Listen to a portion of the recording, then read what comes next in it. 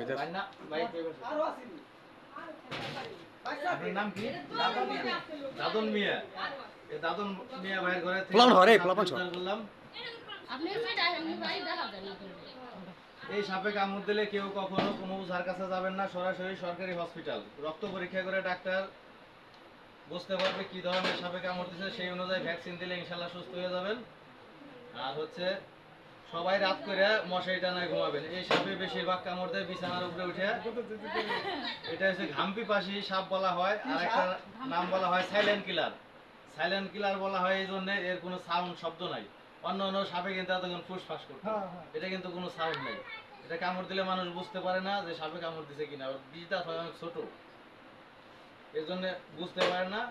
বিছানার মধ্যে এটা কামড় দিয়ে চলে যায়, অনেকে মনে করে যে মশায় কামড় দিছে বা পিঁপড়ে কামড় দিছে।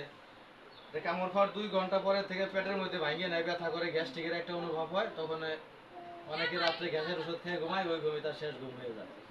এজন্য এই ধরনের কোনো লক্ষণ দেখলে কেউ কোনো সময় অবহেলা না করে ডাক্তারের কাছে যাবেন, সরকারি হসপিটালে যায় রক্ত পরীক্ষা করবেন, তাতে আপনার জীবন ভালো থাকবে। আর আমাদের ভিডিও ভালো লাগলে অবশ্যই লাইক কমেন্ট বেশি বেশি শেয়ার করবেন। এই কথাগুলো যদি ভালো লাগে অবশ্যই মানুষকে শোনার এবং দেখার সুযোগ করে দিবেন। সবাই বেশি বেশি শেয়ার করবেন। ক্যামেরাম্যান আছেন কি ভাই? আপনি একটু বলেন, কিছু বলতো।